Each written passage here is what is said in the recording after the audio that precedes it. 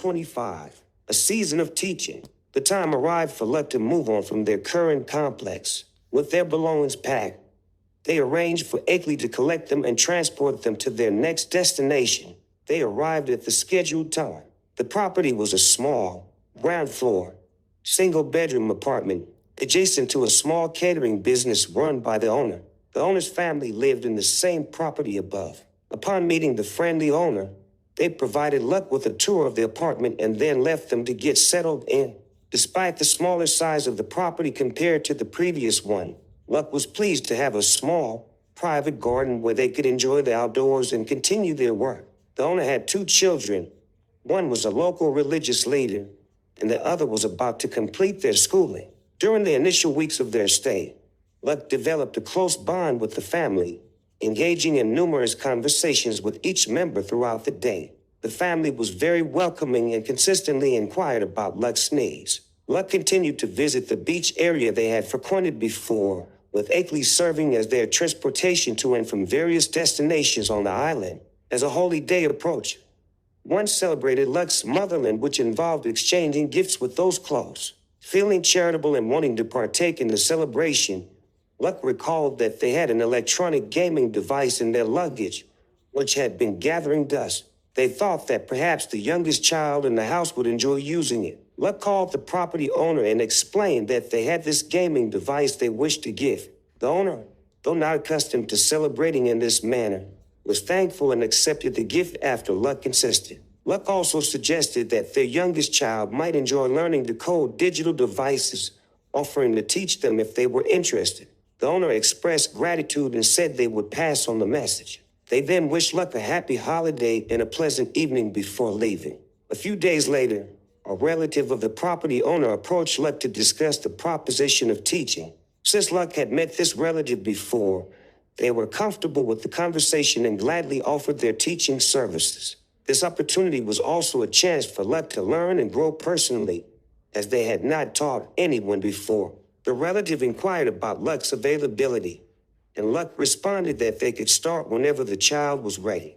The relative was eager to get started as soon as possible, so they agreed on a time for the next day, and the only requirement for the child was to bring a working electronic device. The next day, Luck took a break from their work schedule, and the owner's relative arrived for their 1-hour lesson. Luck didn't do much preparation for this, but had a basic idea of what they would teach, as the other being was a novice in the subject. For the first lesson, Luck aimed to inspire the individual. They showed how easy it was to create a simple interface to change text styles and colors. Luck stood up and walked the individual through the syntax needed to achieve specific outcomes.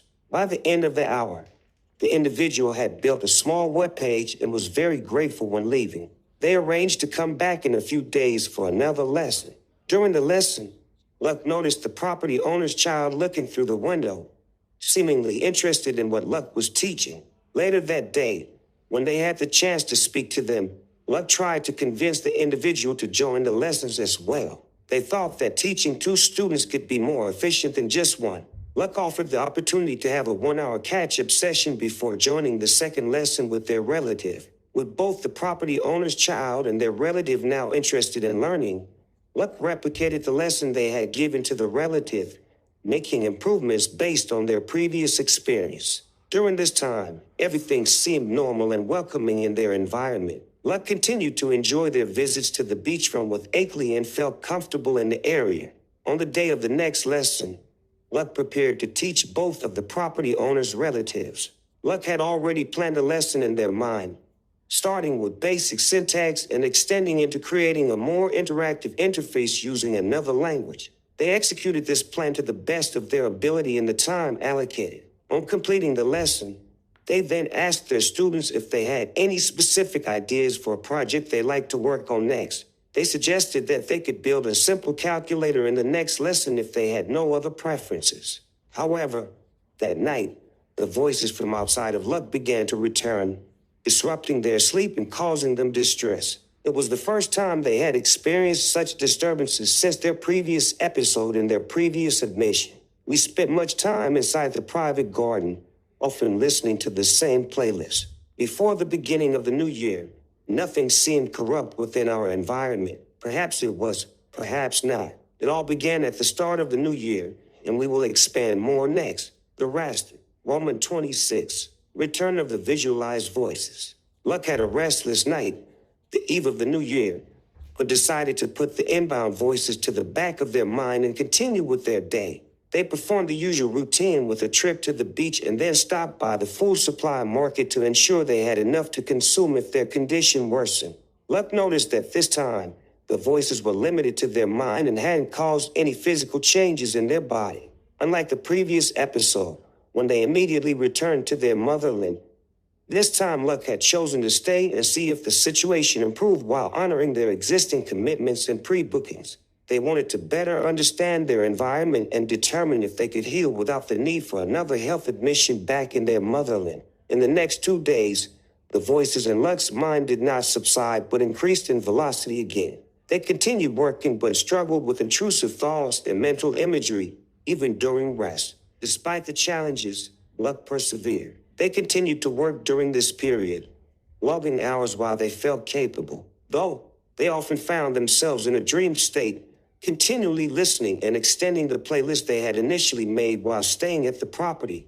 Having barely slept in this time, each time, they had tried tossing and turning with various topics being forced through their mind. They concluded it would be a wise decision to be checked by a local professional to get another opinion on their state. Luck contacted Akeley and arranged for transportation to a local health clinic. Upon arrival, feeling increasingly disturbed by the persistent voices and visualizations in their mind, they approached the clinic's front desk and inquired about the possibility of a walk-in appointment. Luck was informed that they could indeed schedule one, albeit at small cost. They promptly filled out the necessary paperwork and paid the fee using their electronic account. Luck was asked to wait a few minutes, so they took a seat in the waiting area. During this time, they observed the diverse mix of patients around them, yet one individual caught their attention because they stood in the middle of the area. This person hailed from a different background, one that resonated with the origins of the story. Luck was called in to see the professional. Luck explained their situation briefly, but mainly highlighted their lack of sleep over the past few days and was wondering how they were still functioning. The professional performed a few tests on Luck and then asked if they had experienced any previous health-related issues. Luck answered honestly by explaining that they had previously been diagnosed with episodes of psychosis. The professional then asked Luck other relevant questions before prescribing some medication that would help Luck rest more easily. Luck asked the professional whether they could additionally have a drug test, but the professional replied that they would need to go to another clinic to do that. Luck was summoned to meet with a healthcare professional, and in the meeting, they outlined their recent sleeplessness and overall condition. They were wondering how they were still functioning. The professional conducted several tests, inquired about any prior medical concerns, and learned about Luck's previous experience with psychosis. After gathering this information, the professional then asked Luck other relevant questions before prescribing some medication that would help Luck rest more easily. Luck asked the professional whether they could additionally have a drug test, but the professional replied that they would need to go to another clinic for that. After concluding the appointment, Luck left the clinic and messaged Akeley, informing them that they were ready to be picked up. Instead of proceeding to the other clinic for a drug test, Luck requested a stop at a supply store before returning to their rental property. Akeley agreed, taking them to an unfamiliar supply store before dropping them off at their accommodation. In the following days, Luck continued to suffer from restless nights, battling external voices and experiencing uncontrollable internal visions when attempting to sleep. They spent hours in the garden, silently wrestling with these tormenting voices, recognizing some familiar ones from previous episodes and encountering new ones. Disturbing thoughts were relentlessly pushed into Luck's mind, making each day a challenging struggle. There were progressive murmurs for Luck to again take the coward's way out of life. At the same time, their entire family and close friends were being virtually assassinated or taking their own coward's route out of life, often by jumping from various cliffs. Having disturbing visions was not new to Luck, and they knew from previous experience of their fallibility. But all the same, it was concerning. Luck's experiences took a darker turn with the emergence of new recurring visions. In these visions, Luck believed they had an evil twin on the island and the voices urged them to either seek out this twin or suggested that they themselves were the evil one. While asleep, Luck would have nightmares where this evil twin would take control of their body, committing destructive acts like property destruction and violations of others. Upon waking, the reality of their surroundings would conflict with the vivid nightmares, finding everything as they had left it. Luck's past loves and their last one in particular began to occupy their thoughts more frequently, becoming a recurring theme in their mind. The voices suggested that these loved ones might be on the island as well, sometimes in the company of the alleged evil twin, engaging in malevolent activities. This growing concern prompted Luck to reach out to their last love, sharing a brief overview of their current situation and expressing the need for the other being to stay safe and vigilant, hinting at potential danger without delving into the full details of their experiences. As the nights went by, the voices continued to intensify, plaguing Luck's mind with relentless thoughts and disturbing visions. Despite the torment, Luck remained resolute, determined to stay on the island until they had exhausted their resources or reached the end of their bookings. They had ceased ordering supplies for delivery, relying solely on the provisions within their property. When these supplies dwindled, Luck ventured to the store to replenish them, remaining cautious to avoid any potentially contaminated items. On coming back from the professionals, King Akeley was the one who ensured Luck had all their documentation. Akeley was our rock throughout this journey, even with hindsight telling us corruptors may have corrupted them at some point, perhaps even from our first meeting. The external knows everything about the internal, with the internal knowing very little about the external at this stage, especially around the levels they will soon see. We will continue to describe the following events in the most factually accurate way possible. Cold heart crystallized. Roman 27. Quick, the state media. A week had elapsed since the return of the distressing voices and unsettling visualizations in Luck's life. While they had sought professional help earlier in the week, the situation had not improved. In fact, it had escalated. Unlike previous experiences, Luck did not sense any physical poisoning this time. Instead, they endured relentless mental anguish inflicted by these invisible tormentors. Facing dwindling supplies in a mindset that made venturing outside seem daunting, Luck decided to order food despite understanding the potential risks involved. They opted for a service they had used before, one that offered delivery tracking to ensure their order would be brought directly to their location. To their bewilderment, after placing their food order, Luck observed it being collected and taken not directly to their location, but to another, more significant place on the island where a prominent leader resided. Upon approaching this location, the delivery driver's location tracking mysteriously went offline for a few minutes before being reactivated, and they resumed their route to Luck's area. This was odd because Luck had used this service multiple times before, and deliveries had always been made directly to them. Feeling uneasy, Luck ate only a few bites of the food before storing the leftovers, thinking they might need them as evidence in the future. Luck realized almost immediately that they might have made a mistake and suspected that they had been poisoned again, a suggestion that was echoed by the voices within. Over the next few hours, Luck's physical condition began to deteriorate, although not as severely as in previous episodes, likely because they had consumed a smaller amount of the potentially contaminated food. As the night continued, Luck's mind raced through their past, recalling previous experiences, particularly those connected to Jack. In addition to the real-world events already described in their story, their mind was flooded with non-realistic information that couldn't be factually verified in the absence of evidence from the real world. A recurring new vision that plagued Luck's mind was the idea that Jack was also a hypnotic serial ravisher who had struck in the night on numerous occasions, not only in Luck's life but in the lives of many others as well. The voices suggested that Luck wouldn't have remembered these incidents because they had been possessed or hypnotized to forget them. New memories would be embedded in Luck that Jack had visited them since childhood and had molested and violated them. This would expand with information that they had done this to hundreds or even thousands of others and were continuing to do this in their current location.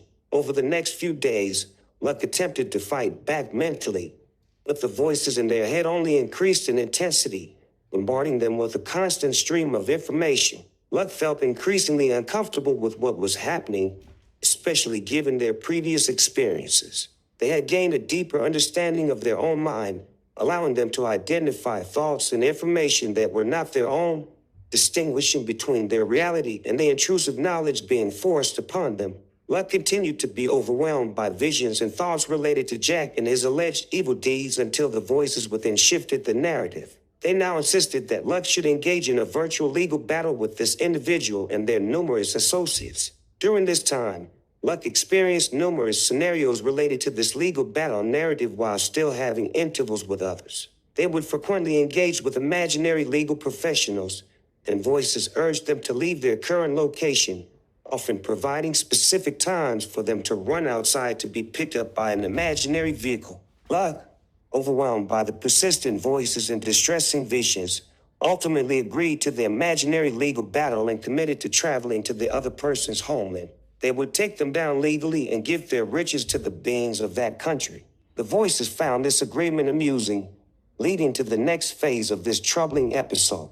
As the days passed, the voices in Luck's mind continued to escalate. They were reminded of the vivid internal visions, with many new conversations now involving individuals who were either close relatives or influential figures on the island. These individuals participated in virtual interviews, all centered around the imaginary legal battle. On one particularly memorable occasion, Luck awoke late in the morning to the sound of Jack's state media ringing in their ears, along with additional voices providing commentary on the news being broadcasted through this medium to audiences in other countries. Strangely, the sound seemed to emanate not only from Luck's mind, but also from the walls and ceiling of the property itself. Luck wandered out of the property and retreated to their usual chair in the garden. A few moments passed, and then to their astonishment, a neighbor from the adjacent property, someone they had never seen before, suddenly appeared and began throwing an unknown substance at Luck through the fence. Even now, Luck remains uncertain about the nature of this substance, but they could likely identify it again by the distinctive smell it left on their body and clothes. Rather than confronting the individual who had thrown the mysterious substance, Luck moved to a location where they could no longer be reached. Over the subsequent hours, while causing Luck considerable mental distress, the state media legal battle narrative played out in its entirety within their mind. Eventually, this narrative subsided, but it would return partially in the following days. The invisible beings were far from finished. They would continue corrupting Luck's environment and dictating the internal narrative, frequently introducing new voices and visualizations. At this point, we knew we were in another corrupted environment. We were, however, still persistent to see how far they would go and where we would be taken next, even just as a passenger.